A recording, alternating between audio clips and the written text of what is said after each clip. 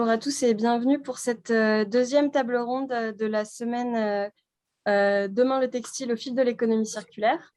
Aujourd'hui, nous allons parler de la valorisation des invendus et des chutes de production. Tout d'abord, on va vous présenter rapidement le programme et les partenaires qui ont rendu possible cette semaine.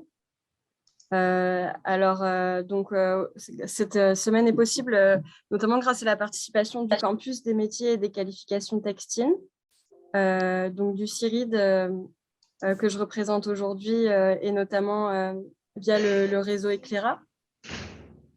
Tectera, le pôle de compétitivité dédié à la filière textile. Et enfin Unitex Auvergne-Rhône-Alpes, l'organisation professionnelle régionale.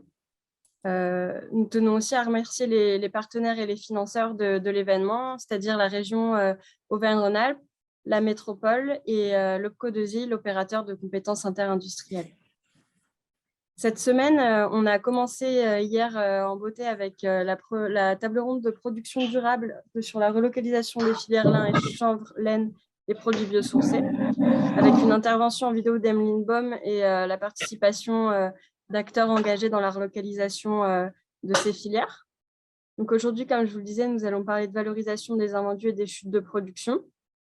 Et mercredi, nous aurons une dernière table ronde en visio sur les business models innovants, avant de nous retrouver à Polytech vendredi sur une table ronde qui mettra en lumière un panorama de solutions pour aujourd'hui et demain en termes de recyclage textile, et également pour un rendez-vous B2B et un cocktail qui aura lieu par la suite. Ça nous permettra aussi de vous présenter entre midi et deux les pitchs des étudiants qui auront préparé un hackathon, c'est-à-dire un challenge de créativité organisé avec la Fabrique de l'Innovation pour répondre aux grands défis de la filière, production durable et valorisation des textiles. Depuis, ils ont eu 1 jour et demi de préparation sur ces thèmes-là pour répondre aux sujets évoqués. Voilà, alors peut-être, donc pour vous présenter aujourd'hui les intervenants de la table ronde, c'est donc Emmanuel Ledoux et Amélie Vaz de l'Institut national de l'économie circulaire qui vont nous faire le plaisir d'animer la table ronde. On retrouvera aussi Claire Alverne, cofondatrice des Hirondelles, Jérôme Bouviala, responsable de production d'Agibier, et Thibaut Claes, fondateur de Ratio. Et enfin, François Vallée, directeur communication de Commerceau. On vous invite, avant de commencer, à vous renommer sous le format nom, prénom plus organisation pour qu'on puisse bien vous identifier en prenant les questions. À couper vos micros également, sachant que le webinaire est enregistré, qu'un replay sera disponible et qu'on prendra toutes vos questions à la fin. Voilà, merci beaucoup et je laisse la parole à Emmanuel Ledoux. Bonjour, merci beaucoup Margot pour cette présentation liminaire. Et puis merci aussi d'organiser tout ce travail autour du textile qui fait quand même partie, dès lors qu'on s'intéresse aux enjeux d'économie circulaire, des sujets qui sont désormais les plus majeurs. Alors peut-être rappeler quelques chiffres clés. Alors, chiffres qui sont désormais de mieux en mieux connus, mais je pense que, et puis c'est aussi l'objet de cette semaine, que c'est vraiment essentiel de continuer à enfoncer le clou. Donc, le textile, c'est 1,2 milliard de tonnes de GES qui sont émises par an. C'est-à-dire que c'est plus important en termes d'impact que les vols internationaux et le trafic maritime réunis. En France, actuellement, c'est entre 10 et 20 000 tonnes de produits textiles neufs qui sont encore détruits chaque année. Alors bon, c'est le poids de une à deux Tours Eiffel, mais enfin déjà, ce qui est aussi intéressant, c'est de se dire que finalement, on a quand même un problème de connaissance des chiffres qui fait que du simple au double, on a du mal à évaluer, mais en tout cas, c'est absolument majeur. Textile, c'est encore le 3e consommateur d'eau dans le monde après la culture du blé et du riz. Et de la même façon qu'on le retrouve dans l'ensemble des secteurs industriels, c'est aussi un secteur où finalement l'impact, l'empreinte écologique est plutôt au niveau de l'amont et de l'aval, de toute la chaîne, la supply chain, chaîne logistique, plus que sur la production. Donc, on voit bien que même si des efforts doivent être faits en matière de production, il y a un travail qui est beaucoup plus large et qui doit être mené parce que finalement, par exemple, l'impact qu'on va avoir en France, avec ce qu'on consomme, nous, en matière textile, il est relativement mineur par rapport à l'impact que notre propre consommation aura sur le monde entier.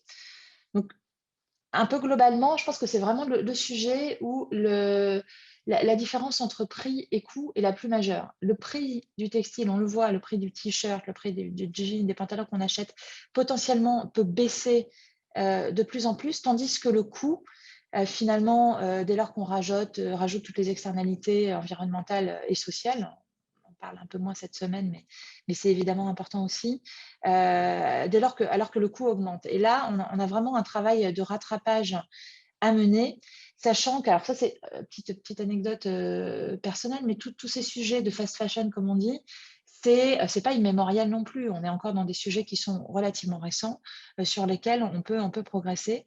Moi, je me souviens très bien d'avoir visité à 20 ans la première boutique H&M qui ouvrait en France. J'en ai 44, donc c'est il y a 24 ans, c'est il n'y a pas si longtemps que ça.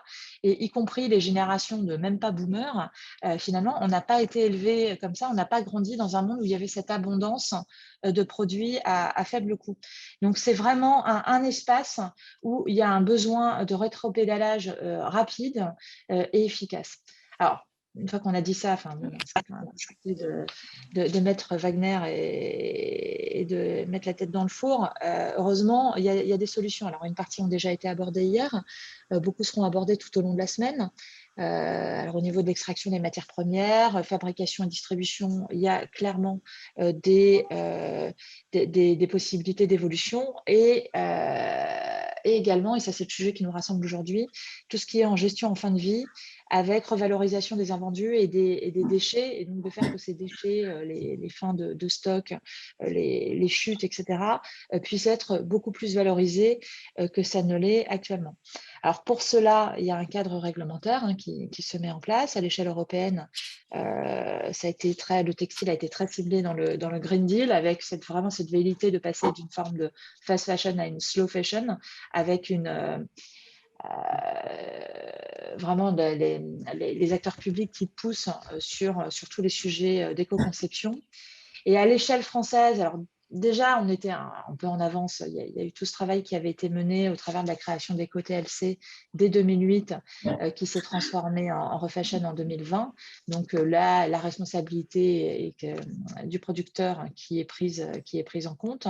Et depuis 2020, on a en plus une loi spécifique sur les questions d'économie circulaire, très connue, j'espère, loi anti-gaspillage pour une économie circulaire, loi AGEC, qui permet d'accélérer aussi sur ces sujets de transition et de prise en compte de la ressource dans le textile, avec facilitation du réemploi et du recyclage des produits textiles, une incitation assez forte à réduire les déchets qui sont produits en conséquence. Et enfin, l'autorisation pour les acteurs de l'industrie textile de vendre à leurs salariés les produits invendus dans les limites du seuil de revente à perte. Ce qui a l'air un peu de rien comme ça, mais qui permet quand même de vraiment ouvrir le champ en supprimant l'incitation qu'il pouvait y avoir au travers de technicalité fiscale, mais qui faisait que ça pouvait être plus intéressant pour l'entreprise de détruire plutôt que de donner ou de revendre. À côté de ça, on a aussi un très gros renforcement de la filière REP. Alors déjà, sur le champ qui est couvert, il y avait déjà TLC, textile, linge, chaussures. On rajoute aussi désormais des produits d'assises et de couchage, des éléments de décoration textile et des textiles sanitaires à usage unique, ce qui permet d'élargir significativement déjà le champ couvert, mais également les activités de l'éco-organisme. Et enfin, il y a aussi des mesures qui renforcent une obligation d'information des producteurs, donc une meilleure information des consommateurs, et dans la commande publique, des obligations de taux minimal d'incorporation de matières recyclées qui accélèrent quand même pas mal la transformation du secteur. Je pense que globalement, après, l'idée, c'est vraiment de rentrer dans des solutions qui sont pratiques, mais d'avoir en tête, et encore une fois, c'est vraiment l'objet de cette semaine, qu'on est face à un sujet, un secteur, une filière où le besoin de transformation est majeur, où la prise en compte est réelle, mais encore relativement récente. Donc, il y a vraiment une volonté de transformer, mais qui doit être en capacité d'être soutenue. Je pense qu'on sera tous d'accord ici pour dire que, certes, il y a des efforts qui sont faits, mais on est quand même encore très, très loin d'être à la hauteur des enjeux. Et voilà, de pouvoir travailler ensemble pour voir comment on est en capacité d'accélérer en soutenant les modèles existants et en allant encore plus loin, que ce soit dans les logiques de relocalisation, mais aussi de prise de conscience, de transformation des normes sociales par rapport à la façon dont chacun d'entre nous sommes en capacité de vivre notre rapport à l'achat et à la consommation textile. Je vous remercie.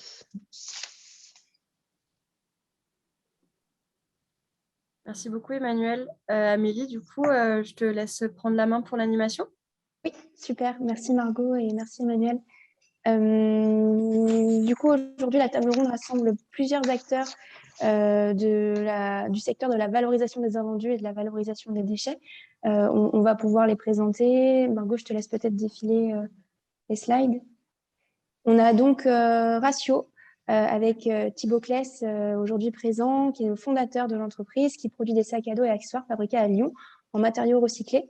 Peut-être que je laisse... surcyclé, pardon. Je laisse Thibaut présenter rapidement l'entreprise. Oui, bah ça résume à cette phrase. L'idée, c'est de valoriser... Je pense que ça doit t'intéresser, ça. Pardon? Ah non, il y avait une voix. Oui, Ratio, c'est une marque de sacs à dos, d'accessoires qui a pour but de valoriser des matériaux de la filière textile locale qui ne le sont pas forcément habituellement. Ça va être des invendus, des matériaux déclassés, des chutes de production. L'idée, c'est de créer des partenariats pérennes avec ces acteurs industriels pour essayer de créer de contribuer à une économie circulaire qui repose sur de la solidarité et du soutien à l'économie locale. Tout ça s'inscrit dans une politique de RSE globale, aussi bien pour les industriels que pour Ratio. Voilà pour l'introduction. Merci Thibaut. On va passer du coup à l'acteur suivant. On reviendra sur votre modèle ensuite. Donc, on a Agibier, qui est une entreprise de fabrication de biais, avec Jérôme Bouviala, qui est responsable de production. Peut-être que vous pouvez nous en dire 2 mots, Jérôme. Oui, bonjour. Agibier, donc, au contraire de Ratio, est une ancienne entreprise qui a plus d'1 siècle d'existence et qui fabrique dans ses filiales donc, en Europe, en Asie, mais essentiellement sur le sol stéphanois, de la bordure, de la bordure en biais, d'où le nom. Bordure à plat, bordure repliée, passepoil, tresse et des tas de bandes ornementées à destination en particulier de la mode et du prêt-à-porter, mais également du linge de maison ou d'industries un peu plus techniques comme la santé, la sellerie, dans le ferroviaire ou le naval, par exemple. Donc, Agibier est une société qui va produire du textile à hauteur de 15 millions de mètres par an et a fortiori générer des chutes, et je crois que nous allons en parler. Merci beaucoup, Jérôme. On passe à l'entreprise suivante. Dans l'ordre, on a Commerceau avec François Vallée, qui est le directeur communication, qui peut nous en parler aujourd'hui. Bonjour à tous. Pour vous donner un petit mot sur Commerceau, nous, on est une entreprise, alors nouvellement entreprise à mission, parce qu'on est passé entreprise à mission le mois dernier, et voilà, on est labellisé Bicorp par ailleurs. Et en fait, on propose donc en fait aux entreprises une solution, on va dire un clé en main, qui va permettre à chacun de pouvoir valoriser la partie invendue. Donc nous, notre spécificité, c'est vraiment qu'on intervient sur cette partie-là, la partie des invendus. Toutes les entreprises, en tout cas une grande majeure partie des entreprises ont des invendus sur stock, slow movers. On a plein de façons de les appeler différemment. Donc nous, on va mettre en place donc, les solutions, qu'elles soient digitales ou logistiques, dans les entreprises pour les aider à valoriser les invendus. Donc, on intervient auprès d'entreprises comme notamment Decathlon, Besson Chaussures aujourd'hui ou Fago, quelques exemples donc, des clients avec qui on travaille. Voilà, et puis on aura peut-être l'occasion d'en reparler. On évoquait tout à l'heure l'aspect légal, loi AGEC et parfois la complexité en fait, de s'y retrouver un peu dans tous les décrets arrêtés, etc. Ah, le micro est coupé, François. Effectivement, il s'est auto-coupé. Donc, juste pour terminer, donc effectivement, pour s'y retrouver d'un point de vue légal, puisque la loi AGEC est quand même une véritable nébuleuse aujourd'hui, voilà, on vient de sortir un petit guide pratique qui permet, sur la partie des invendus, en tout cas, de s'y retrouver sur les contextes légaux, quelles sont les obligations en fait, côté entreprise sur cette partie-là spécialement. Voilà, on aura l'occasion d'en reparler, j'imagine, au long de la matinée. Oui, bien sûr. Merci François. Et du coup, n'hésitez pas peut-être à mettre dans le chat le lien vers le guide s'il est disponible sur Internet. Tout à fait. Et on va donc passer à la dernière entreprise qui participe à cette table ronde. Il s'agit de l'entreprise Les Hirondelles, une marque de prêt-à-porter pour femmes et hommes, avec pour représentante aujourd'hui Claire Alverne, qui est sa cofondatrice. Bonjour. Bonjour. Donc, Les Hirondelles, c'est une marque de prêt-à-porter qui, un peu comme l'exprimait Thibaut de Ratio, qui fait un peu le même genre de démarche, c'est-à-dire de proposer à la fois aux consommateurs des produits qui sont à moindre impact parce qu'ils sont réalisés à partir de rebuts industriels, donc ils n'utilisent pas de matière qui extrait des ressources naturelles, et à la fois aux industriels une solution pour valoriser leurs rebuts. Et voilà, aujourd'hui, on existe depuis 3 ans et on vient juste de stabiliser un peu notre modèle économique. Et on a, du coup, dans cette période, déjà réalisé 6 000 produits, ce qui nous a permis de valoriser 9 000 mètres de rebuts. Mais quand on sait, comme le disait Emmanuel, qu'il y a un nombre très, très important de tissus mis au rebut chaque année en France, on évalue à peu près à 2 et 5% de la production. On sait que le potentiel est immense et du coup, voilà, on a l'impression d'être plutôt au tout début d'une grande aventure et qu'il faudra qu'on soit très nombreux à proposer différentes solutions pour tous ces rebuts qui ont besoin d'être revalorisés de façon à avoir de moins en moins de déchets dans l'industrie textile. Il y a encore plein de choses à faire et c'est assez excitant. Oui, tout à fait, Claire, vous avez raison. Et c'est vrai que voilà, c'est l'objet aussi de la table ronde d'aujourd'hui, c'est d'essayer de voir les techniques qui existent pour valoriser les invendus, les chutes de production, et puis voir quels pourraient être les leviers justement pour accélérer le mouvement et passer à l'échelle. Et donc, ça va peut-être être l'objet de notre première discussion autour de, voilà, aujourd'hui, les solutions techniques qui peuvent exister pour valoriser ces invendus et les chutes de production. On avait discuté lors de la réunion de préparation de 3 grandes possibilités: l'éco-conception, la partie valorisation des invendus, puis ensuite la partie valorisation en fin de vie des déchets. Donc, premièrement, on pourrait discuter ensemble de l'éco-conception. Quelles seraient, selon vous, les pratiques vertueuses et les leviers pour la favoriser? Et à quoi sert-elle si il faut la redéfinir peut-être pour les participants? Peut-être laisser la parole à Thibaut. Oui, avec plaisir. Merci de me laisser l'introduction. On avait évoqué effectivement l'idée d'éco-conception parce qu'en tant que marque, il y a évidemment le principe de limiter les chutes. Mais sur ce principe de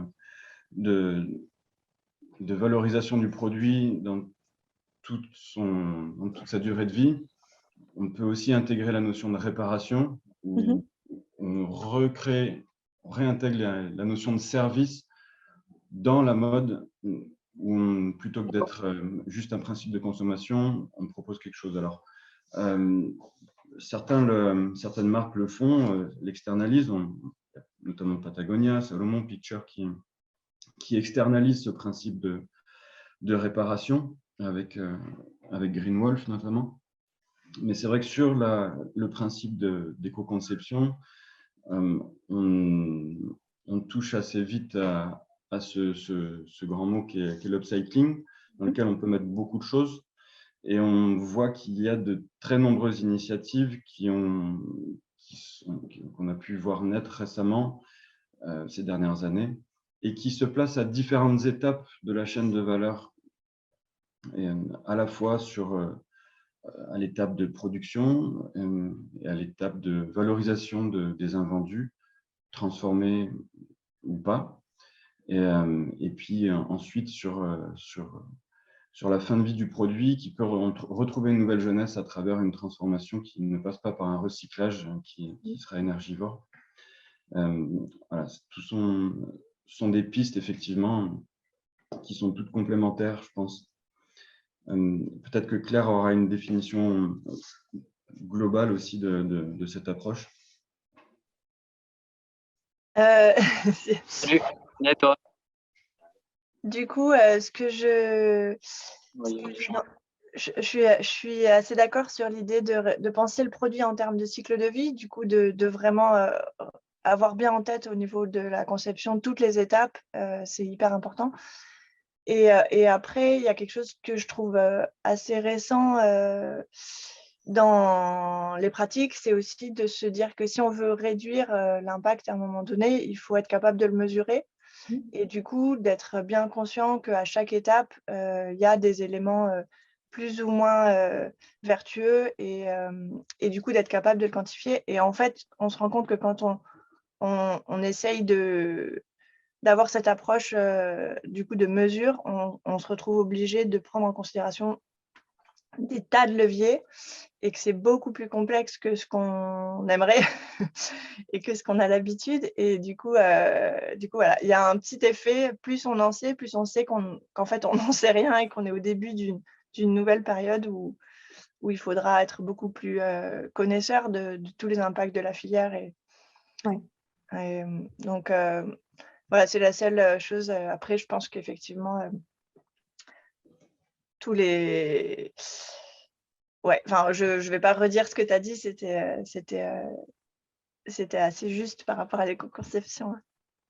J'ai une petite question Allez-y. pour Claire et Thibaut. Est-ce que dans la notion d'éco-conception, est-ce qu'on commence à étudier le fait d'être, par exemple, monomatériaux pour penser derrière recyclage, revalorisation? Parce qu'on sait qu'une des difficultés de la filière de retraitement, ça va être justement de faire un petit peu la part des choses entre des matériaux qui vont être 100% coton, 100% polyester, et ensuite d'autres fibres qui vont s'intégrer dans les différents produits. C'est quelque chose dont on peut parler peut-être en termes d'éco-conception et qui peut-être favorise le... C'est évidemment très central. C'est une problématique qu'on retrouve assez régulièrement dès qu'on touche à ces sujets-là. Je me permets d'intervenir. Pour ce qui concerne Ratio, c'est vite compliqué parce qu'on travaille avec des matériaux sur lesquels il va y avoir un complexage, des différentes couches, notamment pour étanchéifier les toiles qui sont utilisées. Et il est difficile de faire un sac à dos technique tout en coton, sans faire intervenir des produits qui sont plus plastiques. Du coup, effectivement, ces matériaux à la base sont difficiles à revaloriser parce qu'on va mélanger des différents polymères, du polyamide, du polyuréthane, et ça, on le sait, c'est très difficile à isoler une fois que c'est assemblé. Oui, je pense qu'en effet, c'est plus ou moins facile selon le domaine. Chez les hirondelles, on a volontairement des produits très simples et du coup monomatière la plupart du temps, même si ce n'est pas possible dès qu'il y a un zip ou des boutons. Dans tous les cas, dans le recyclage, je pense qu'il y a après l'étape d'enlever les points durs qui est nécessaire de toute façon. Et après, il y a des initiatives comme par exemple la collaboration entre le slip français et 1083 qui ont fait un produit 100% recyclé, recyclable à l'infini. Ce sont des approches, je pense, qui sont de plus en plus courantes dans le prêt-à-porter en tout cas, et c'est facile sur des produits assez simples.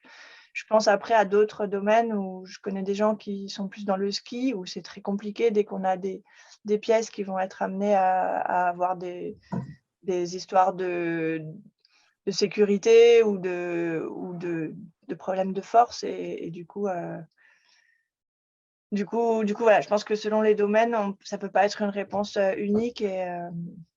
Mais c'est sûr que de toute façon, aller vers plus de sobriété à tous les niveaux, donc que ce soit la simplicité des produits ou dans la quantité, ça peut permettre d'être un levier d'amélioration dans la mode. Ouais. Merci Claire et Thibaut. Et ça, vous soulevez un point qu'on pourrait aborder ensuite, c'est toute la question justement des partenariats, des collectifs. Claire, tu parlais de la collaboration entre 1089 et le slip français. Ça, est-ce que c'est des modèles qui se déploient justement pour favoriser tout ce qui est valorisation des invendus et valorisation des déchets? Voilà. Est-ce que vous auriez des exemples à nous apporter, voilà, des partenariats et comment les faciliter?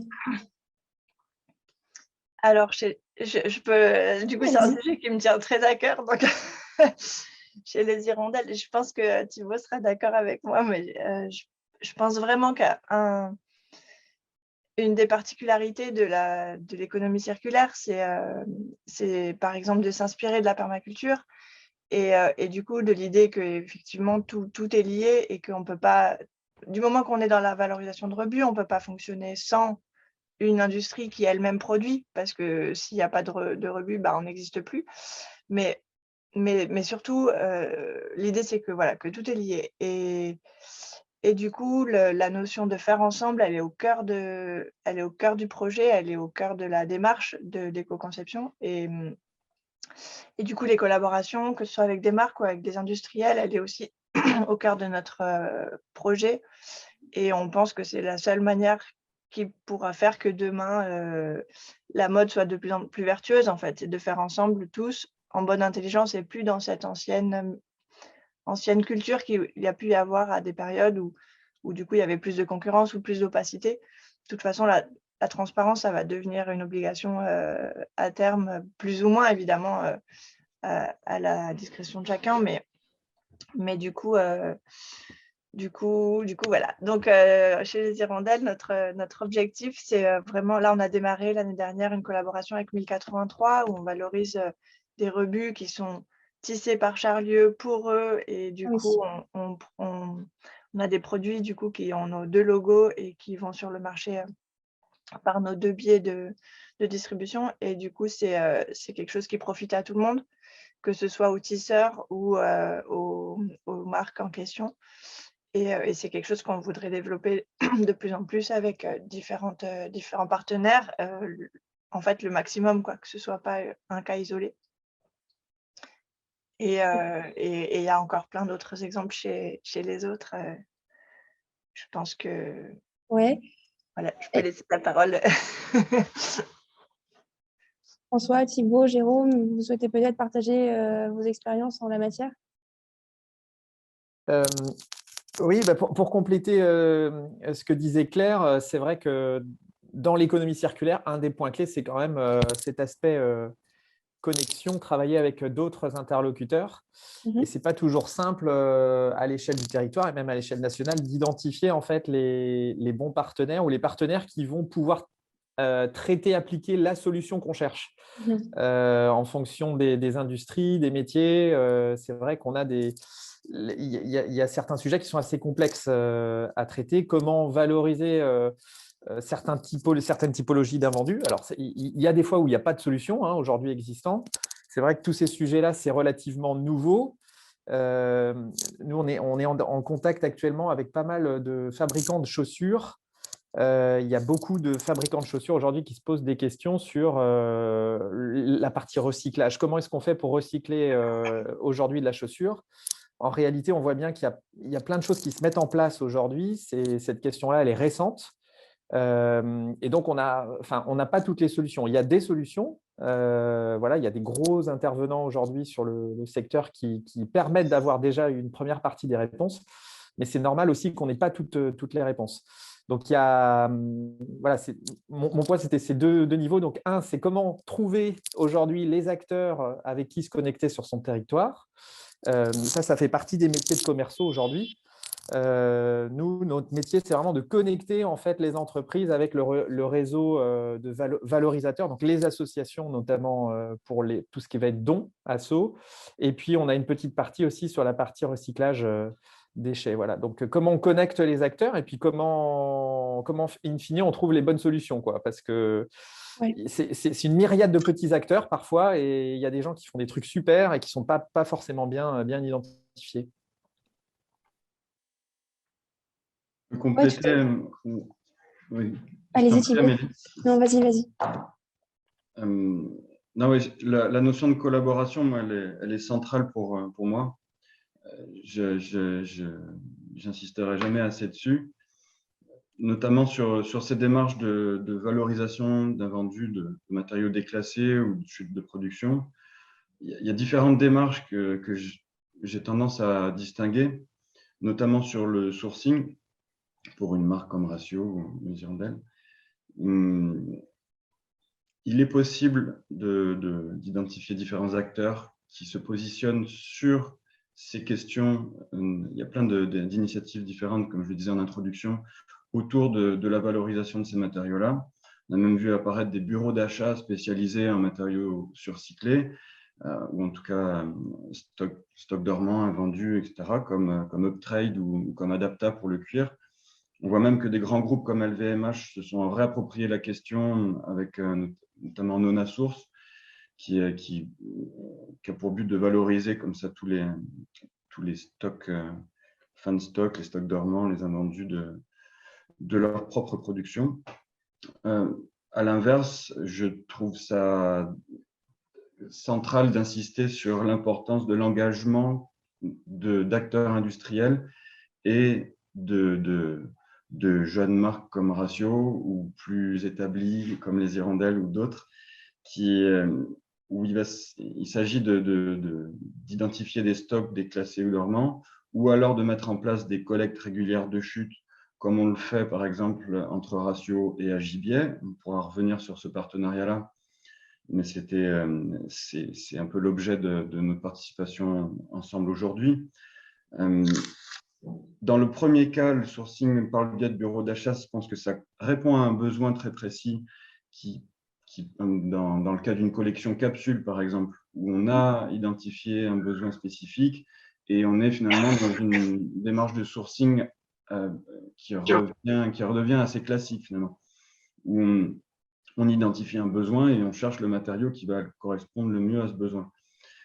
Alors que dans le principe d'éco-conception qu'on peut avoir, si on intègre la notion de valorisation, de réemploi dans l'ADN de la marque, il s'agit plus de travailler à partir de stocks identifiés et d'essayer de valoriser ces stocks, ces matériaux, de la meilleure des manières pour essayer de valoriser le potentiel et les caractéristiques très techniques, des fois, de certains matériaux qui peuvent avoir toutes leurs propriétés ou qui peuvent présenter des défauts partiels.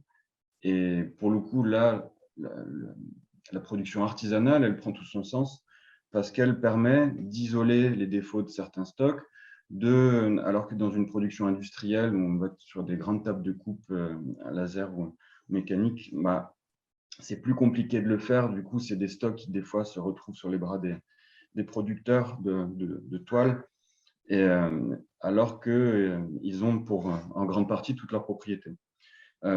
Et je vais faire une passerelle avec un point qu'on a abordé aussi tout à l'heure, c'était le volume.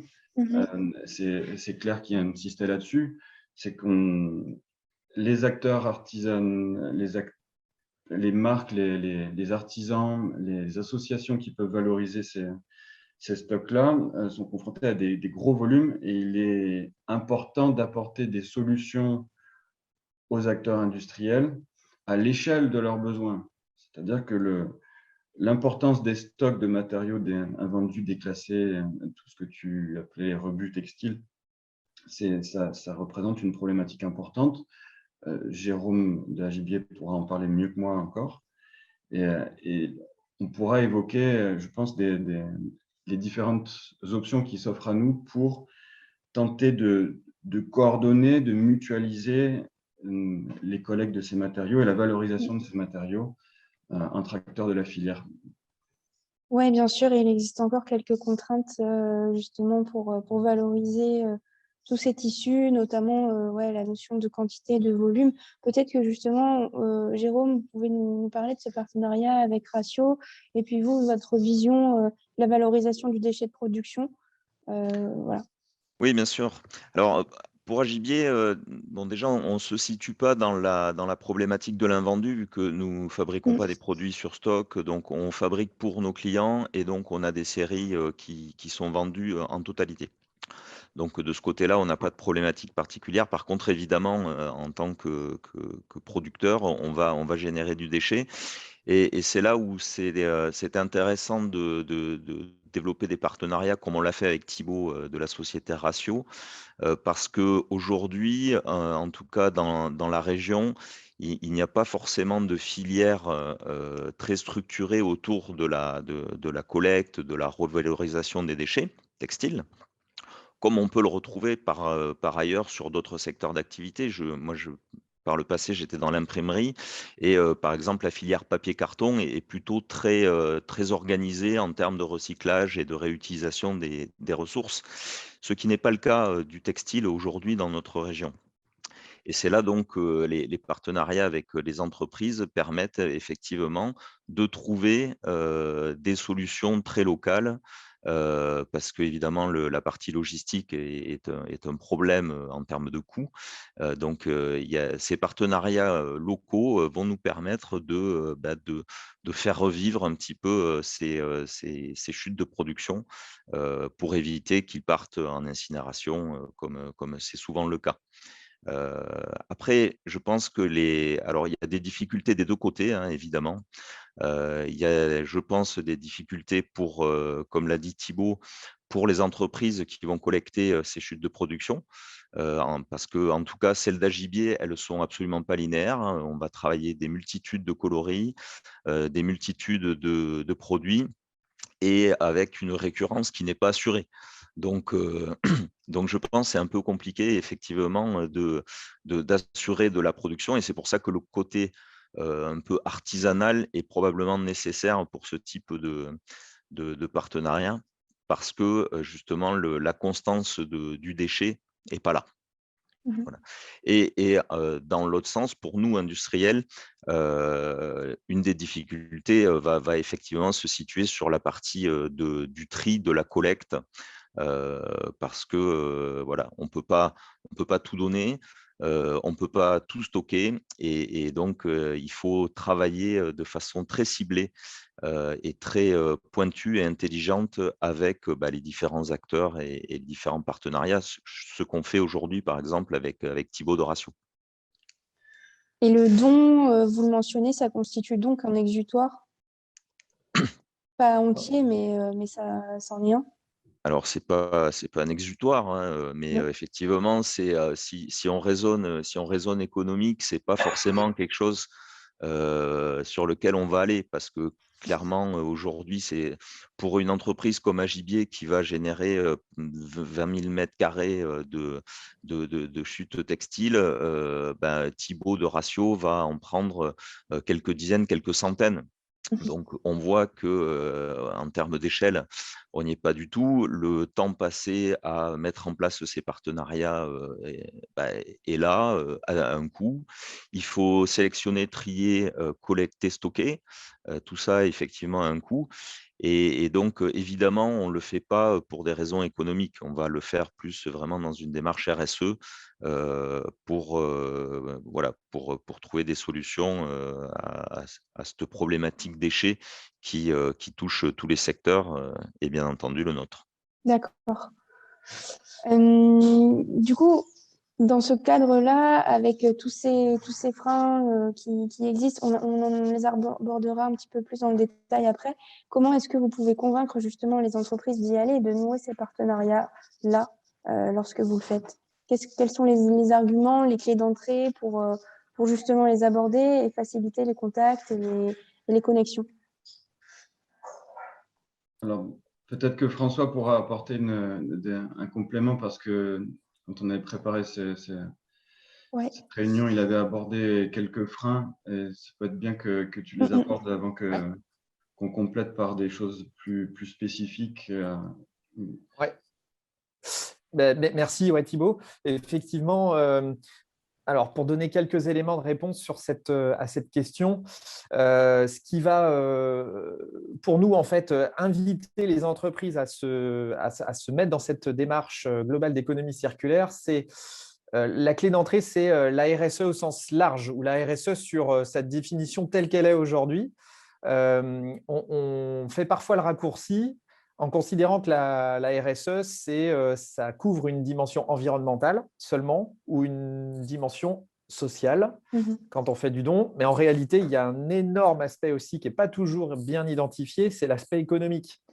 Donc, en fait, aujourd'hui, valoriser ces invendus, on travaille en fait sur les 3 niveaux de la RSE. C'est d'abord des avantages économiques, également des avantages sociaux quand on fait du don de produits finis, voilà, à des associations, mais aussi mécaniquement, ça a un impact environnemental puisque voilà, quand on valorise ces invendus, on diminue aussi la partie déchets. Donc, nous, une des clés en fait aujourd'hui, et on le constate, qui fait que le sujet bouge au sein des entreprises, c'est quand la dimension économique, en réalité, elle est véritablement prise en compte. Ou quand elle est considérée comme une réalité, en fait. C'est vrai que certaines entreprises, un des freins, c'est de dire, c'est comment je fais pour me mettre en ordre de marche, ça va me prendre du temps, c'est pas toujours simple, on est une petite structure, qui va gérer ça en interne, etc. Donc, il y a pas mal de freins comme ça qui émergent rapidement. Et si on rentre par ces freins-là sans voir les bénéfices dont on vient de parler là, effectivement, ça peut être compliqué. Donc, je pense qu'il faut aussi, d'une approche très pratico-pratique, il faut aussi le raisonner d'un point de vue aussi héroïste, économique, social, environnemental. Voilà, cette démarche-là, elle a du sens parce que rapidement, elle apporte des résultats en fait, sur ces 3 dimensions-là. Voilà, donc, et ce que disait Thibaut aussi tout à l'heure était hyper intéressant. Je pense qu'il y a une notion d'engagement en fait, de l'entreprise. La dynamique souvent est apportée par le PDG, le CEO, ou ça peut être aussi parfois par une équipe en interne. En gros, c'est une équipe, on va dire, convaincue à la base qui va porter le sujet en interne et qui va faire bouger les lignes en interne. Ça, c'est hyper important aussi de s'appuyer sur un socle en fait, de personnes qui vont petit à petit diffuser en fait, la culture au sein de l'entreprise. Voilà, donc si on a ces ingrédients-là, en tout cas, il y a toutes les raisons pour que ça puisse marcher. Thibaut, vous souhaitez peut-être compléter? Oui, complètement. Je pense que la notion de partenariat, il faut la concevoir de façon très large. Je dis ça dans le sens où je pense qu'il ne faut pas arriver avec un modèle prédéfini de partenariat. C'est quelque chose qu'il faut construire ensemble avec les acteurs du coup, d'échelles très différentes, parce qu'il s'agit des fois d'acteurs d'échelle industrielle, d'autres en face de structures beaucoup plus petites, artisanales ou artisanat industriel. Des fois, c'est de l'entre-deux. L'idée, comme je le disais tout à l'heure, c'est d'apporter une solution qui soit à l'échelle des acteurs industriels qu'on va solliciter. Dans mon cas, confronté au volume des collectes qui étaient disponibles, j'ai eu la volonté très vite. Ratio est lancé depuis février 2021, donc c'est tout jeune officiellement, parce que pour le coup, la collecte de matériaux, elle a commencé 2 ans avant. C'est une démarche qui est longue, qui prend du temps. C'est aussi, il faut considérer qu'effectivement, ça peut représenter un coût dans la collecte, dans le tri, dans le stockage aussi de ces matériaux-là. Si c'est plus chez le producteur, à un moment, il faut bien que les matériaux soient quelque part. Donc, ma volonté très tôt, ça a été d'essayer de mutualiser ça et de mettre en commun ces filons finalement, ou en tout cas les pistes d'acteurs de la filière qui avaient un stock à proposer et d'essayer de coordonner comme ça. Donc, j'avais créé une liste de diffusion qui s'appelait le collectif Upcycling Textile, le bien nommé CUT, le bien nommé très informel surtout. C'était vraiment quelque chose qui était bricolé. Et plus récemment, avec Tristan Vuillet et Tim Rigal, qui doivent nous écouter aujourd'hui, j'ai rejoint le FIT, qui est un projet de coopérative textile qui a pour vocation d'apporter des réponses aux acteurs de la filière dans sa globalité, en fait, tout au long de la chaîne de valeur. Et bon, l'idée, c'est d'identifier de façon plus globale. Ça ne touche pas, FIT ne touche pas qu'à l'upcycling. Ils ont une vocation beaucoup plus large. Mais l'idée, en tout cas, moi, dans ce qui me concerne, c'est d'essayer de pérenniser cette relation avec les industriels et c'est valorisé à travers une communication conjointe. On vient de le faire avec notre partenaire Diatex et qui nous a accompagnés dès le début du projet. On est en train de le mettre en place avec Alpex et AJBIEC ont été les premiers à s'engager dans ce projet-là. Et Sinclair Textile aussi qui nous avait proposé de réaliser une collecte. Donc voilà, l'idée c'est d'essayer de coordonner ça et comme le disaient les autres intervenants, ça reste à construire en fait. Et je pense que plus de coopération entre tous ces acteurs sera bénéfique pour apporter quelque chose qui soit vraiment moteur et qui devienne une vraie réponse au recyclage et à la valorisation par d'autres biais. Oui, on l'avait un peu évoqué en préparant la conférence, effectivement, que parmi les leviers, il y avait construire peut-être des modèles adaptés aux partenaires, donc faire du sur-mesure, et puis tout un enjeu de pérennisation.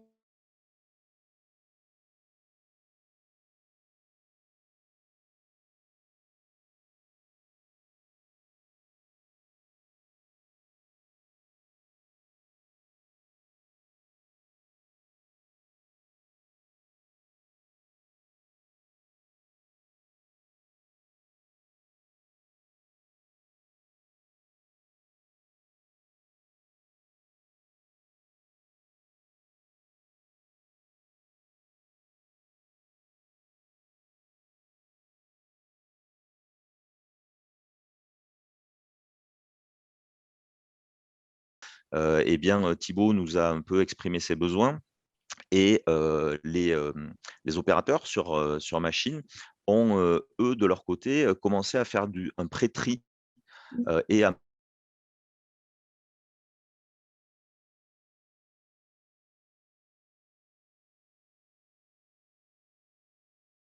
en soi, sur cette partie don, il y a un intérêt économique qui est bien présent. Je confirme ce que tu dis à l'instant, Jérôme, oui, tout à fait.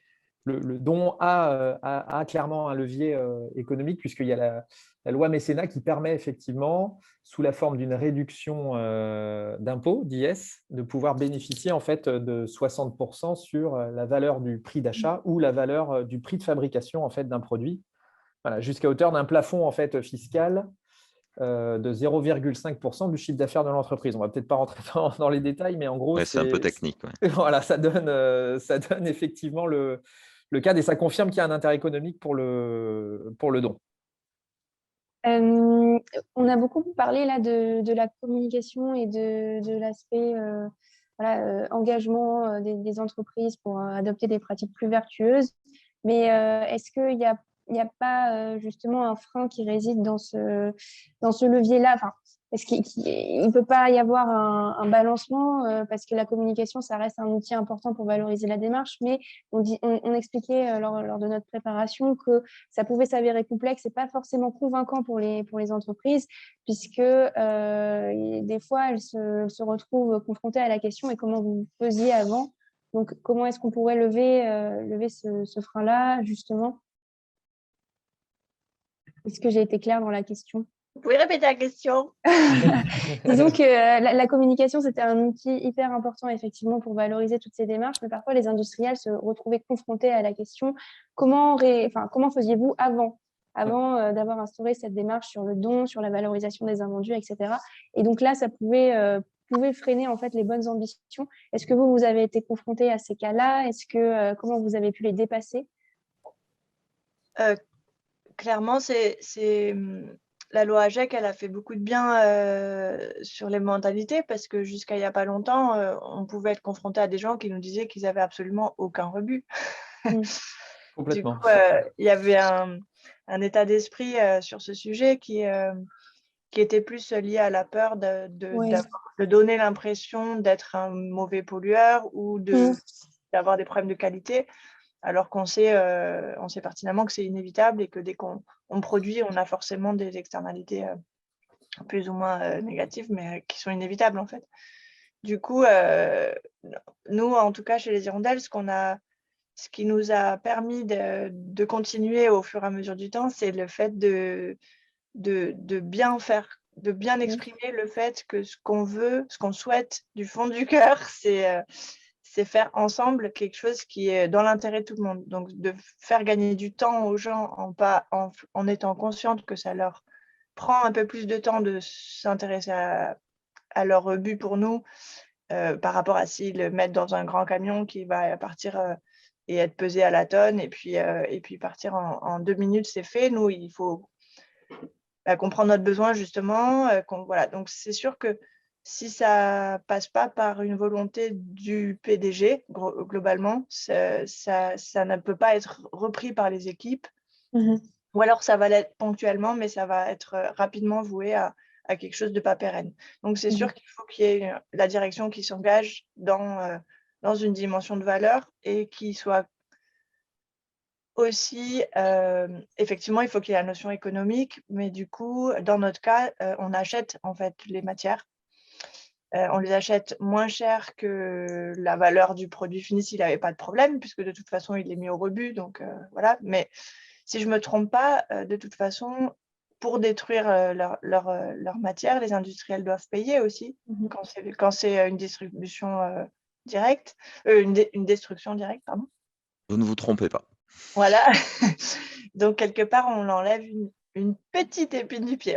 Ça ne résout pas le problème, absolument pas, mais ça fait un peu moins à payer et peut-être un peu de sous qui rentrent et puis surtout une finalité qui est beaucoup plus satisfaisante parce que le produit, la matière qu'on leur achète, elle est belle, quoi, elle est noble en fait. Et même si elle a des problèmes, elle est noble. Elle correspond pas à des standards industriels, mais il y a quelque chose à en faire. Donc même pour eux, il y a un côté... c'est comme quand on cuisine et qu'il y a la moitié qui va à la poubelle, c'est ralent, quoi, en fait. Je pense que tout le travail qui a été fait pour en arriver là et qui est... Voilà, donc il y a quelque chose d'émotionnel presque dans le côté de ne pas gaspiller, en fait. Oui, je crois que vous avez raison de dire ça et je rebondis sur mon petit exemple de nos opérateurs qui mettent de côté les produits. C'est tout à fait ça. C'est un peu comme quand on fait la cuisine. Quand on est opérateur sur machine et quand on met de côté des produits qui ont certes des petits défauts, mais malgré tout, on le trouve quand même encore pas si mal que ça, même s'ils ne sont pas à la hauteur des standards. Et du coup, c'est un petit peu ce réflexe-là de se dire c'est quand même dommage d'aller jeter ce produit qui n'est certes pas parfait, mais dont on pourrait en faire quelque chose, quoi. Et c'est vrai que cette fibre-là, il faut, je crois, la promouvoir quand on fait ce type de projet à l'intérieur des entreprises industrielles, parce qu'elle a de la résonance un petit peu partout. Et je crois que c'est très important. Ouais, je pense que quand je disais qu'il ne faut pas arriver avec un modèle prédéfini, c'est effectivement pour insister sur le fait qu'il peut y avoir du don, mais il peut aussi y avoir de la vente. Alors, on regroupe souvent sous des termes génériques comme upcycling des pratiques très différentes, dont pour certaines existent depuis très longtemps, comme la vente de stocks de second choix. Ça a toujours existé. Soit c'est exporté, soit ça se fait plus localement. Et et par le biais de soldeurs ou autres. Donc, à un moment donné, ces pratiques-là, elles existaient, il faut juste leur donner du sens. Et effectivement, sur ces matériaux-là, ça peut, des fois, un stock d'invendus, ça peut être juste un problème de coloris, mais si on n'a pas la teinte de référence à la base, il n'y a pas de problème. Des fois, c'est sur un rouleau, ça va être de biais, par exemple, il va y avoir 3 raccords au lieu de 2, parce que ça va être leur norme pour eux de vendre des rouleaux qui n'ont pas plus de tant de raccords. Et ça n'empêche pas ça n'empêche pas le rouleau d'être exploitable. Mais c'est un cahier des charges qui va être très strict.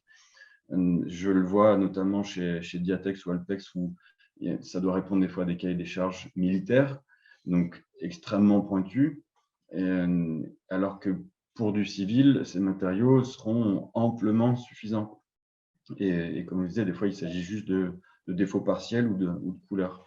Donc, il y a autant de cas de figure qui prédestinent des matériaux des fois à être détruits ou à être stockés pendant très longtemps sur les étagères, et ce qui va devenir des stocks dormants. Et donc, on revient à la problématique de stockage, d'espace et de coût que ça représente. Voilà, c'était essayer de couvrir ces différents cas de figure. Oui, tout à fait. Est-ce que Jérôme, vous voulez compléter peut-être? Eh bien, moi, je reviendrai peut-être sur la partie image dont on parlait tout à l'heure. Et encore une fois, je prends le cas très concret d'Agibier. On n'a jamais, enfin, on a évoqué le problème, mais ça ne nous a jamais freiné à Gibier. Alors pourquoi? Peut-être parce qu'on n'a évidemment pas la visibilité de grandes marques qui sont peut-être énormément dans la lumière des médias et pour qui ça peut être effectivement un problème de faire un focus sur ah mais avant donc vous jetiez tout ça et aujourd'hui enfin vous vous préoccupez de ça, eh bien c'est pas trop tôt. Mais effectivement pour Agibier d'exposition, on n'est pas à ce niveau-là et de notre côté, ça n'a jamais été un frein pour aller vers du partenariat comme on peut faire avec Thibaut de Ratio, quoi. Donc sur cette partie image en interne, c'est absolument pas le cas. Voilà. Ensuite, pour revenir sur ce qu'a dit Thibaut, je pense qu'effectivement, il faut vraiment construire les modèles. Lorsque nous nous sommes rencontrés avec Thibaut il y a un peu plus d'1 an, Ratio n'existait pas, hein, il l'a dit, il était vraiment dans le pur projet et Agibier avait 0 activité de revalorisation de ses déchets. Et donc, c'est le fruit d'une rencontre sur un salon qui a fait émerger ce début de partenariat et qui, on voit, commence à progresser parce que de son côté, il essaye de mutualiser un petit peu les collectes. De notre côté, on est parti d'un modèle un peu basico-basique, mettre de côté une énorme benne et puis on essaye maintenant d'être un peu plus pointu et de comprendre les besoins de tout le monde. On parlait également de coûts. Effectivement, moi, ça ne me serait pas venu à l'idée de revendre mes déchets, mais pourquoi pas? Et donc, voilà, tout ça doit être construit avec des partenaires et le plus souvent locaux, hein, parce que je crois que c'est important de pas ajouter de l'empreinte carbone de logistique là où on est censé en enlever en retraitant les déchets, quoi. C'est très juste. Oui. François, peut-être que vous avez un exemple justement sur une collaboration avec Decathlon. Oui, alors Ouais. juste un tout petit mot sur l'aspect communication qui me paraissait aussi une question hyper intéressante.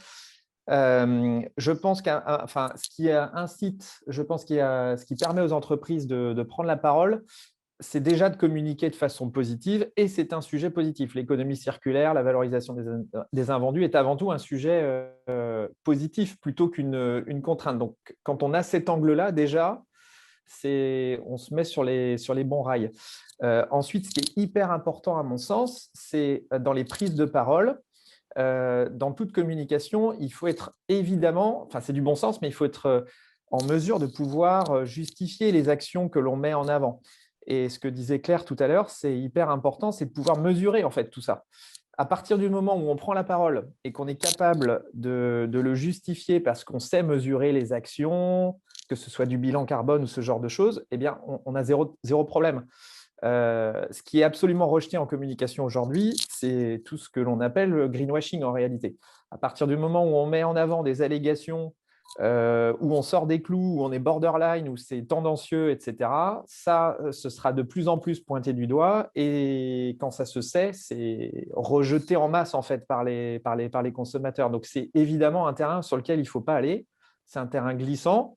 Certains ont été tentés par ce jeu-là, mais là, pour le coup, il y a un vrai danger. Par contre, effectivement, communiquer de façon positive sur ce qu'on fait de bien, de façon générale, en économie circulaire, en valorisation des invendus, combien de dons on est capable de faire à une des associations sur une année. À partir du moment où tout ça c'est piloté, monitoré, il y a toutes les raisons d'y aller en fait, parce que c'est le sens de l'histoire et parce qu'aujourd'hui, les mentalités ont grandement changé aussi. L'anti-gaspi, on en parlait sur l'alimentaire il y a 5-6 ans. Sur la partie non alimentaire, textile, c'est des choses plus récentes, mais il y a un éveil des consciences là, depuis 1 an, 2 ans, accéléré par la loi AGEC, qui est absolument crucial, quoi. Donc voilà pour les aspects communication. Est-ce que du coup, oui, l'exemple, si vous en avez un avec Decathlon, justement. Oui, effectivement. Alors, Decathlon, c'est vrai que c'est une grande entreprise et on a été invité à travailler avec eux, à monter un partenariat il y a un peu plus d'1 an. En fait, le sujet chez Decathlon, c'était donc l'enseigne a un parc à peu près de 300 magasins. Et le constat, c'était qu'en termes de valorisation d'un vendu sur les points de vente, certains magasins étaient hyper bien organisés, c'est-à-dire que voilà, certains magasins avaient déjà toutes les connexions locales pour valoriser les invendus, donc toutes les connexions faites auprès des associations, etc. Et puis d'autres magasins étaient un peu moins bien avancés. Donc certains ne travaillaient qu'avec une asso ou pas du tout. Et donc le souhait de l'enseigne, ça a été d'harmoniser en fait les façons de faire, les façons de travailler dans tout le parc. Donc, c'est là où Commerceau, nous, on est intervenu.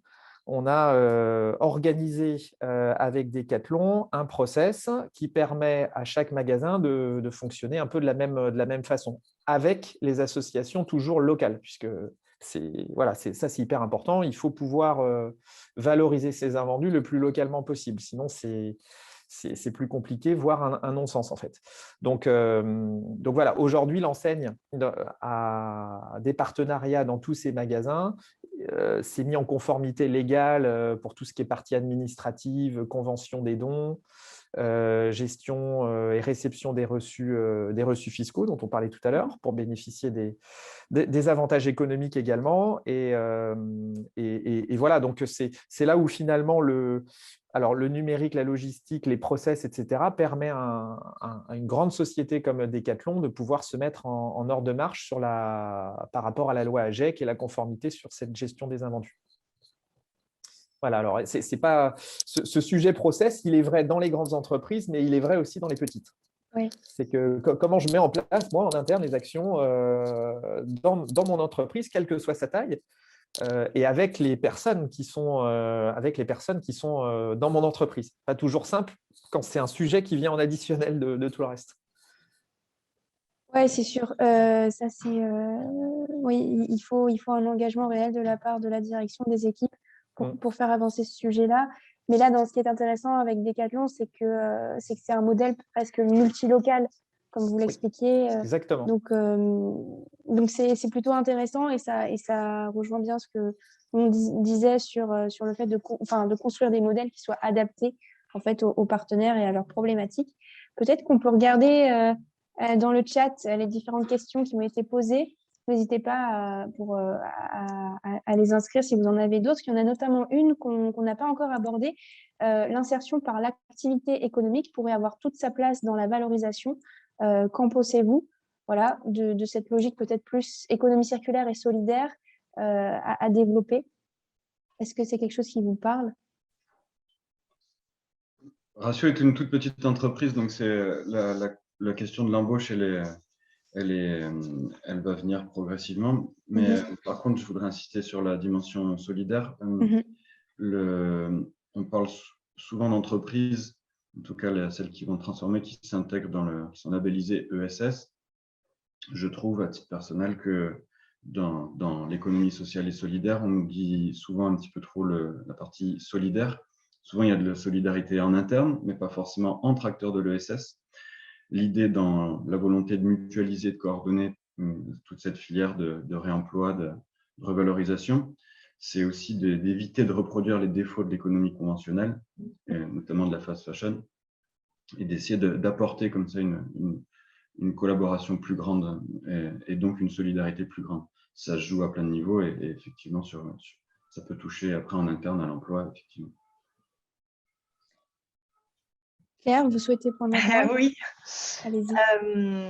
Aujourd'hui, nous, on travaille avec plusieurs ateliers de confection, dont un qui s'appelle l'ITAC, qui est un atelier qui est un atelier dit protégé, c'est-à-dire qu'il emploie des personnes en situation de handicap plutôt léger. Et du coup, ça leur permet d'avoir des subventions et donc une forte... ça leur permet de baisser leurs coûts et du coup d'être assez compétitifs au niveau prix sur la confection. C'est un super partenaire qu'on recommande et tout ça. Je pense que ça m'amène à la réflexion de un des points bloquants dans le textile aujourd'hui sur le Made in France qui concerne nos démarches d'économie circulaire, mais pas que. Aujourd'hui, il y a une désertification des savoir-faire parce qu'il y a eu de moins en moins de gens qui voulaient coudre. Donc, soit les personnes qui savent encore le faire sont proches de la retraite, soit les jeunes ne veulent pas forcément passer des heures derrière des machines. Donc, on a de la difficulté à recruter dans ce secteur. Donc, si jamais il pouvait y avoir plus de projets qui vont dans ce sens, je pense qu'il y a un vrai besoin. Et nous, notre modèle économique, il pourra marcher que si derrière la filière confection est forte, en fait. Et que du coup, on arrive à répondre à la demande parce que la demande est croissante, mais on a de la difficulté à produire assez rapidement. Et voilà. Et il y a un autre point que je voulais aborder tout à l'heure par rapport à l'histoire des volumes de notre modèle économique et des quantités. En fait, on a validé on a évoqué le fait qu'il y a énormément de rebus dans des quantités extrêmement variables, mais qui au final font beaucoup. Mais ce qu'on n'a pas forcément dit, c'est qu'à chaque fois, ce sont des petites quantités de choses. Donc, il y a une démarche de création en fonction de ce qu'on a et sans la possibilité de dire si j'en ai besoin de plus pour faire ma production, j'en aurai, puisque les rebus on ne va pas en refaire pour pouvoir faire ce qu'on avait besoin. Donc, cette problématique de s'adapter à ce qui est là, c'est à la fois passionnant et à la fois un vrai casse-tête chinois en termes de viabilité économique. Parce que quand les clients nous demandent une chemise bleue et que il se trouve qu'on n'a pas de bleu, on fait par rapport à ce qu'on trouve en fait. Et du coup, voilà. Donc, ça fait partie des sujets qui font que ça rend le problème encore plus complexe. Et ça me fait penser du coup que dans les a priori des consommateurs, il y a aussi parfois l'idée que comme c'est de l'upcycling et qu'on le paye moins cher que si c'était une matière full price, quoi. Enfin, une matière, et du coup, ça devrait être moins cher, alors qu'on a tellement de problématiques qui font que du coup, on est déjà avec des toutes petites marges et du coup, on est au max de ce qu'on peut de tous les côtés. Mais je n'ai pas répondu à la dernière question, je me rappelle plus. Non, mais si, c'était super intéressant. Justement, c'était comment favoriser une économie sociale, solidaire, circulaire. Et le premier point que vous avez abordé, c'est effectivement les difficultés à recruter et le manque de formation pour ces métiers-là. Avec d'autres difficultés, le fait que il y a des chutes spécifiques et des besoins qui ne sont pas toujours raccords et le prix. Mais ça, c'est super intéressant. Est-ce qu'il y aura d'autres acteurs, d'autres intervenants qui souhaiteraient rebondir sur un de ces leviers, sur les trois, enfin un de ces freins ou les trois? Alors, moi déjà, je voulais rebondir sur ce qu'a dit Claire, parce que c'est évident que ce qui coûte pas cher, en fait, c'est le standard. On le sait tous dans l'industrie, hein, qu'on soit côté vente ou côté fabrication, on peut faire pas cher quand on fait beaucoup et toujours de la même façon. Donc évidemment, lorsqu'on est sur des entreprises comme l'Hirondelle ou comme Ratio, où on est obligé d'inventer tous les jours, de réinventer le process et le produit, je crois que c'est évident pour tout le monde que du coup, ça coûte plus cher, en fait, et pas moins cher. Et qu'aujourd'hui, dans la conception de textile, évidemment, la matière première a une part qui est non négligeable, mais elle est quand même pas la majorité du produit, loin s'en faut. Donc c'est évidemment tous les à côté, la logistique, le marketing et la création qui vont faire, je pense, la valeur du produit, mais ils sont mieux placés que moi pour en parler. Sur la partie par contre, emploi, solidarité et cetera, dans le cas d'Agibier, qui est quelque part un sous-traitant, de marque, hein, on travaille en B2B, c'est une démarche qui n'est pas possible pour nous, parce que, le produit nous appartient pas. Donc, il est pas envisageable d'employer par exemple des gens qui, seraient là pour, réadapter ou réparer, le produit qui aujourd'hui part en chute de production. Tout simplement parce que s'il y a un monoclient et que, comme l'a dit Thibaut tout à l'heure, parce qu'on est, un peu enfermé dans, des cahiers des charges, stricts et rigoureux, eh bien, si on déclasse le produit, c'est que, le client ne le veut pas et donc il y a vraiment aucun moyen de le revendre, si ce n'est évidemment, ce qu'on fait avec Ratio, donc de lui trouver une autre activité. Mais voilà, on ne peut pas retravailler, si le client demande une bobine, de 100 mètres et que, il se trouve que la fin de chute, enfin la fin de production pour nous se termine par une bobine de 50 mètres. Ça veut dire la bobine de 50 mètres va être destinée malheureusement au rebut. Le produit est 100 parfait, mais ne répond pas au cahier des charges logistiques et malheureusement, on ne peut pas employer quelqu'un pour en faire une bobine de 100 mètres parce qu'elle fait que 50 mètres. Voilà. Donc, sur cette partie-là, c'est un peu complexe pour nous de trouver de rentrer dans cette démarche, d'emploi solidaire, pour donner une seconde vie au produit. François ou Thibaut, vous souhaitez rebondir sur ce qu'a dit Claire et ce que vient de dire Jérôme? Je peux rebondir sur ce que disait Claire. Effectivement, c'est par rapport à l'agilité que ça nécessite de produire à partir de stocks existants, à partir de matériaux qu'on a pu sélectionner, parce que dans un partenariat, l'idée c'est de créer un aller-retour. Sur du surcyclage, on va être sur une logique de conception à l'envers, inversée par rapport à un sourcing classique. On va partir du matériau, on va essayer de le valoriser à travers un produit pour révéler au mieux les capacités du matériau. Sur du sourcing plus classique, on va faire un prototype, on va définir des besoins, les contraintes techniques. On va chercher le fournisseur ou le producteur de matière qui soit le plus intéressant pour répondre à nos besoins. Donc, c'est vrai qu'on est sur une logique inverse qui demande plus d'agilité, qui demande aussi de reconcevoir certains produits, même si on n'est pas obligé de tout réinventer à chaque fois. L'idée, c'est d'essayer c'est presque comme si on faisait en permanence des collections capsules. C'est-à-dire qu'on est sur des petites séries, sur des petits volumes. Pour ce qui concerne Ratio, les collectes qu'on arrive à réaliser, elles sont déjà importantes, donc du coup, ça fait dans la durée, en fait, vu qu'on a un volume de production limité, c'est déjà important. mais ça reste limité. Et c'est vrai que le jour où il n'y a plus telle toile, le modèle s'arrête, point. Il n'y a pas d'autre option que ça, quoi. Donc, c'est effectivement dans le discours de la marque et puis dans ce qu'on va essayer d'apporter au client final, qu'il est important d'être transparent, d'amener, pas de la pédagogie, mais j'aime pas ce mot, mais en tout cas d'essayer d'impliquer le consommateur final dans ce choix-là. Et pour ce qui me concerne, ça se joue aussi sur la notion de réparation, ou être acteur de cette démarche-là dans tout le cycle de vie du produit. C'est-à-dire considérer que effectivement, il ne pourra pas racheter 15 fois le même produit, mais l'idée, c'est de le faire durer dans le temps, et c'est aussi de l'engager à faire réparer son produit et considérer qu'un produit réparé qui peut avoir toute sa fonctionnalité, même si la réparation est visible.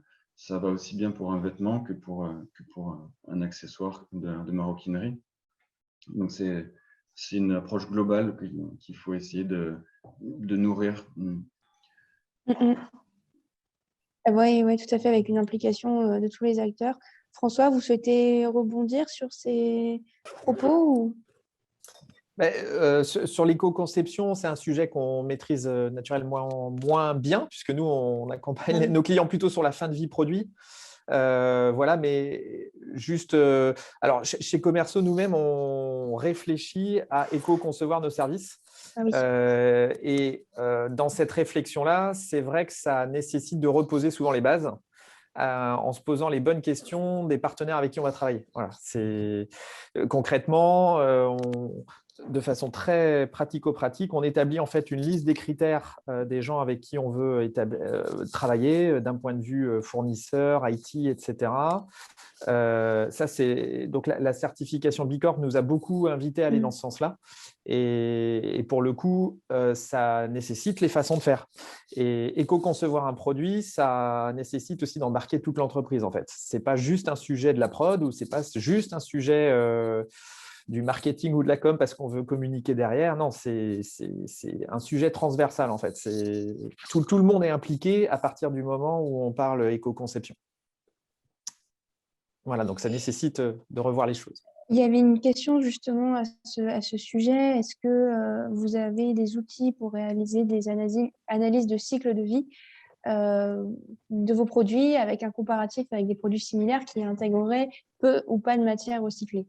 Est-ce que ça, c'est des calculs qui sont opérables? Claire, tu disais au début qu'on avait besoin de mesures d'impact. Donc, est-ce que c'est des sujets de recherche en cours? Et est-ce que, si oui, est-ce qu'il y a déjà des résultats? Alors, en fait, oui, c'est en cours. On a bénéficié du soutien de l'ADEME au sujet du calcul d'impact environnemental. Et du coup, c'est quelque chose qu'on a fait sous-traiter à un bureau d'études qui s'appelle Label Empreinte, et dont le travail, il y a plusieurs bureaux d'études qui le font, mais on est hyper content de ce qu'on fait ensemble. Il y avait toute une partie sur la formation à l'éco-conception, et on se rend compte que même si on était déjà dans la démarche, ça ne nous a pas amené à changer notre façon de faire, mais en revanche, ça nous a permis d'avoir plus d'arguments en fait, pour justement bien comprendre les tenants et les aboutissants de toute la chaîne de valeur, etc. Et du coup, vraiment super intéressant. Et donc, le calcul d'impact est basé sur plusieurs critères. Et la suite, c'est que ça doit être vérifié par un organisme tiers qui s'appelle AM Valor et qui va devoir vérifier comment les calculs ont été faits avant qu'on puisse le publier. C'est pour ça qu'aujourd'hui, on n'en parle pas encore, même si c'est en cours. Et après, au sujet de l'affichage environnemental, c'est sûr qu'il y a énormément de travaux en cours, énormément de débats sur la façon de calculer quand on va dans vraiment la mesure précise. Et du coup, c'est un sujet qui sera amené à évoluer dans, je pense, les 2 prochaines années, et voilà, qui fait pas consensus pour l'instant. Et même si tout le monde est d'accord sur le fait que c'est hyper important de donner aux consommateurs des données qui soient toujours qui soient comparables en fait d'un produit à l'autre et qui soient universelles dans la façon de le présenter, parce que sinon on s'en sort pas. À force de donner trop d'informations, on perd un peu la fiabilité de ce qu'on donne et la capacité à comparer en fait. Et le consommateur a besoin de ça comme c'est le cas dans d'autres domaines comme l'électroménager ou quoi. Oui, c'est une des dispositions importantes de la loi AGEC, justement, l'obligation d'information des producteurs pour soutenir la bonne connaissance des produits et des caractéristiques environnementales pour les consommateurs. Est-ce que vous souhaitez rebondir sur cet aspect, justement, on l'a un tout petit peu évoqué tout à l'heure, c'était toi, Claire, sur comment est-ce qu'on convainc les consommateurs de choisir ce produit-là, même si parfois le prix est équivalent à du neuf ou légèrement inférieur. Alors, dans notre cas, c'est toujours neuf.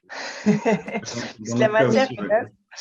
Mais du coup, ça me fait sourire aussi parce qu'il y avait une question en tout début du chat sur la différence entre l'upcycling et le surcyclage et le recyclage.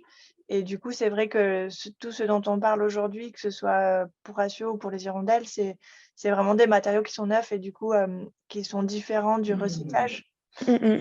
Mais du coup, en tout cas, chez les hirondelles, ce qu'on a choisi, c'est de communiquer positivement en toute transparence sur toutes les étapes. Et du coup, on fait le pari un peu naïf de penser que le consommateur, petit à petit, aura toutes les infos et toutes les connaissances pour faire des choix éclairés et qu'on aura fait notre part. Après, je pense que par rapport au levier qu'a la fast fashion, ça reste une goutte d'eau dans un océan, mais